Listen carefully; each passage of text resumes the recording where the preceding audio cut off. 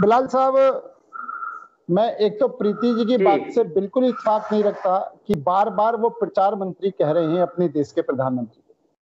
और जहां तक चुनाव में हर पार्टी का नेता चुनाव में जाता है, चुनाव का में प्रचार करता है, और अगर उस भाषा को हम प्रचार मंत्री के रूप में कहेंगे तो वो मेरे को ठीक नहीं लगता। निश्चित तौर पर हमें अपनी गरिमा का ध्यान रखना चाहिए, पहली बात। दूसरी बात, जब ये यूपी की बात कह रहे हैं तो यूपी ने हर परिस्थिति में फैसला करा है। अगर वो परिस्थिति थी तो उन्होंने मना करा, और आज परिस्थिति उन्होंने फैसला करा है। और यूपी ने जितना अच्छा करके दिखा रहा है, बाकी स्टेट इतना अच्छा करके नहीं दिखा रहे हैं। और आप उसके अंदर भी क्रिटिसाइज कर रहे हैं। दूसरा, एक मिनट, मैं पूरी बात, ये कह फेंकने वाली बात। बिलाल साहब, मैं पूरी बात, आपकी एक बात ये करे, यूपी के अंदर गंगा के अंदर शव मिलते हैं 2-2 हजार। तो सर ये किसकी साजिश है सर? हॉस्पिटल की अपनी इतनी ताकत नहीं होती है सर कि वो शव को जो है किसी के नाले में बहा देंगे। किसी की तो सर ये इशारा था। बिलाल साहब, मैं बॉडी पे भी आता हूँ। पहली बात, मदद फेंकी नहीं जाती है, मदद हमने फेंकी नहीं है। अगर मदद कर रहे हैं तो गरीबों की मदद कर रहे हैं, हम कोई उन पर एहसान नहीं कर रहे, हम दान नहीं दे रहे, हम मदद की बात कर रहे हैं, फेंकने वाली बात नहीं कर रहे हैं सर। और दूसरी बात, आप मुझे एक टाइम का राशन ला देंगे सर? नहीं बिलाल साहब, हमें पूरे हिंदुस्तान को देखना है, पूरे हिंदुस्तान में अपने सारे संसाधनों को भी देखना है। और जिम्मेदारी का विषय जहां तक आता है, महामारी, अगर कोई महामारी आ रही है, सुनिए सर, मेरी थोड़ी सी बात सुनिए। आप जो है पूरे हिंदुस्तान को मत देखिए, आप हिंदुस्तान के चुनिंदा लोगों को छोड़कर पूरे अगर हिंदुस्तान को देख लें सर, तो ये मजाक भी खत्म होगी और ये आफत भी खत्म होगी सर। नहीं, अब ये कि प्रीति जिम्मेदारी की बात करें, महामारी, अगर कोई महामारी आती है और उस महामारी आने के लिए महामारी को रोकथाम करने के लिए सरकार को कदम उठाने चाहिए। महामारी फैले नहीं, सरकार को कदम उठाने चाहिए। सरकार पहले दिन से ही उन सब कदमों को उठा रही है। पहले लॉकडाउन का विरोध करा, लेकिन आपको पता होनी चाहिए जब पहली महामारी आई थी तो ना तो इसका हमारे पास इलाज था, ना हमारे पास इसकी वैक्सीन थी, ना हमारे पास वेंटिलेटर थे, ना हमारे पास जो डॉक्टर लोग कपड़े पहन रहे वो हमारे पास थे, हमारे पास ना मास्क थे, हमारे पास कुछ भी नहीं था। और उस परिस्थिति में अगर अर्जेंट लॉकडाउन नहीं लगता तो देश की स्थिति इतनी भयंकर होती है, शिमाले नहीं संभलती। और ये ठीक है कि उस टाइम प्रधानमंत्री जी ने कहा, अभी इन्होंने कहा वैक्सीन विदेशों को दी गई, वो सिर्फ एक एग्रीमेंट है। उस एग्रीमेंट के हिसाब से जितनी जब दूसरों से हम सप्लाई ले रहे हैं तो वो जिस टाइम पहले ही ये इतनी वैक्सीन आपको हमें देनी पड़ेगी। सिर्फ 1 करोड़ वैक्सीन है जो हमने बाहर दी है, जिससे विदेशी संबंध अच्छे बने। बाकी सब वैक्सीन, बिलाल साहब, पहले तो मैं इस तरह की बहस में विश्वास नहीं रखता कि मैं बीच में बोल रहा था, प्रीति जी बीच में अटक गई। मैं प्रीति जी की किसी भी बात को का जवाब देने में बाध्य नहीं हूं। और ये बिल्कुल ये कोई शिष्टाचार नहीं है। जिस शिष्टाचार के साथ प्रीति जी नहीं, जिस शिष्टाचार के साथ प्रीति जी, मैं जवाब नहीं दूंगा। प्रीति जी, मैं जवाब नहीं दूंगा, फिर बीच में बोलते हो।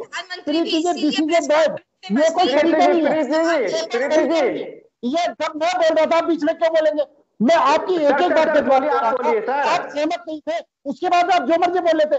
आप, मैंने सिर्फ आपके बोलने पर हाथ उठाया कि मैं बोलना चाहता हूँ, आप बोले आप बीच में नहीं बोलेंगे। मैं बोला भी नहीं था, मैंने सिर्फ इंडिकेशन करा था कि मैं बोलना चाहता हूँ। अरे बिलाल साहब, इस किस्म की बहस के लिए, इस किस्म की डिबेट के लिए मैं हो, आप किसी को सुनना ना चाहो, आप हर बात को अपनी उल्टी सुलटी बात को ठीक करो, आप गलत सलत बात को ठीक करो, आप गलत सलत बात का समर्थन करो, और उसके आगे सामने वाले, इस तरीके से डिबेट नहीं होगी।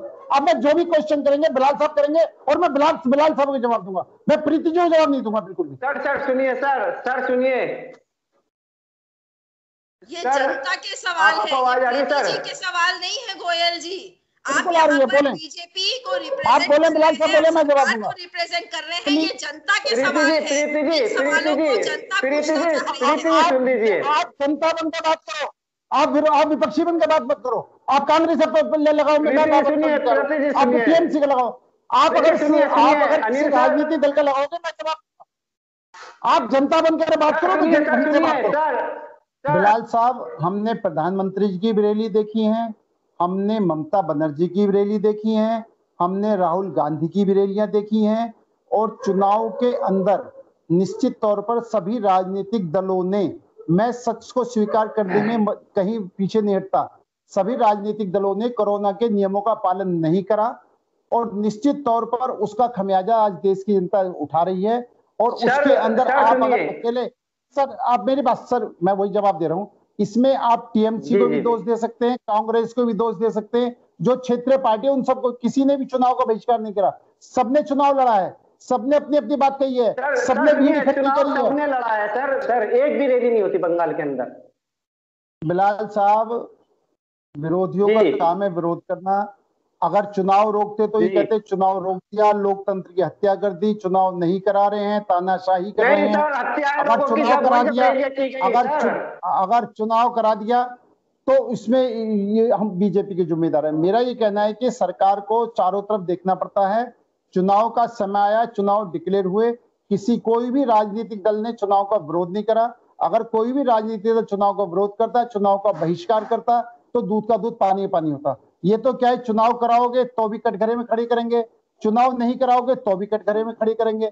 हर सूरत पर कटघरे में खड़े करना अगर विपक्षी दलों की मानसिकता हो गई है, विपक्ष का विरोध करना, विरोध करना समझ बात। एक बात सुनिए सर, एक बात सुनिए बिलाल जी, मैंने उसको आपको बैठते ही कहा है, पहले ही कहा है कि सभी राजनीतिक दलों ने कोरोना नियमों का पालन नहीं करवा पाए, वो कोरोना नियमों का पालन नहीं हुआ। और दूसरी बात, अगर आप आज देखेंगे चुनाव के बाद भी बंगाल के अंदर कितनी गुंडागर्दी हो रही है, कितना खून खराब हो रहा है, कितने लोग मारे जा रहे हैं, ये सब भी सोचने का विषय है। और निश्चित तौर पर ये सारी चीजें जो हो रही हैं, क्योंकि विषय कोरोना पर है, विषय मजदूरों पर, गरीब लोगों सर इसी चीज को तो प्रीति जी बोल रही हैं, आप उनकी बात को सुन ही नहीं रहे, समझ ही नहीं रहे सर। प्रीति जी की बात को तो मैं बहुत सम्मान के साथ सुन रहा था, लेकिन प्रीति जी ने बीच में बोल करके और अपनी दूसरी किसी की नहीं सुन करके बोला, तो मुझे बिल्कुल उसका वो है, और मैं आपकी हर बात का जवाब दूंगा। अभी प्रीति जी ने क्वेश्चन करा कि वैक्सीन की नहीं के लिए उन्होंने एक पोस्टर पर आप मुकदमे चला रहे हैं। मैं प्रीति जी जवाब देता हूं कि नंबर एक तो उन्होंने हमारे बच्चों की वैक्सीन बेच दी। पहली बात तो बच्चों की वैक्सीन पर ट्रायल हो रहा है, बच्चों की वैक्सीन बनी नहीं है, पहला झूठ तो ये। दूसरा झूठ क्या है कि दिल्ली में लॉकडाउन लगाया केजरीवाल सरकार ने, और केजरीवाल सरकार ने लॉकडाउन लगा कर उसके ही लोग आज जा करके पोस्टर चिपका रहे हैं। वो लॉकडाउन के नियमों का उल्लंघन नहीं हो रहा। आप लॉकडाउन के नियमों का उल्लंघन करोगे और आपके खिलाफ कानूनी कार्रवाई होगी, तो फिर आप ये कार्ड खेलेंगे। आप मुझे एक बात बताएं, लॉकडाउन किसने घोषणा करी? दिल्ली सरकार ने। पोस्टर किसने लगाए? दिल्ली सरकार के कार्यकर्ताओं ने। और अगर वो आम आदमी पार्टी कार्यकर्ता पोस्टर लगाते हैं तो वो कोरोना नियमों का पालन नहीं करते हैं, तो उनके खिलाफ कानूनी कार्रवाई। मैं प्रीति जी की बात से सहमत नहीं, मैं प्रीति जी की बात से बिल्कुल सहमत नहीं हूं। सरकार काम कर रही है और निश्चित तौर पर विरोधी दलों का काम विरोध करना है। कल ऑक्सीजन का शोर था, आज ऑक्सीजन पूरी हो गई, कभी दवाई का शोर होता है, दवाई पूरी होती है। और मैं ये कह सकता हूँ वैक्सीन का भी जो जो वैक्सीन का शोर मच रहा है, निश्चित तौर पर वैक्सीन भी लगभग इसकी सप्लाई पूरी होने वाली है। वैक्सीन की भी हिंदुस्तान के कोई कमी नहीं रहेगी।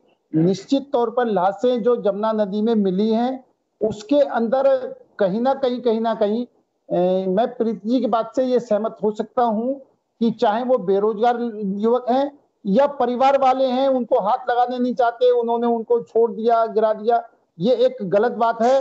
और इसके लिए सरकार पूरी तरीके से निगरानी रख रही है, और निगरानी रख करके इन सब बॉडियों को जहां मिल रही है उनका उचित दाह संस्कार करके चीजों को खत्म भी कर रहे हैं।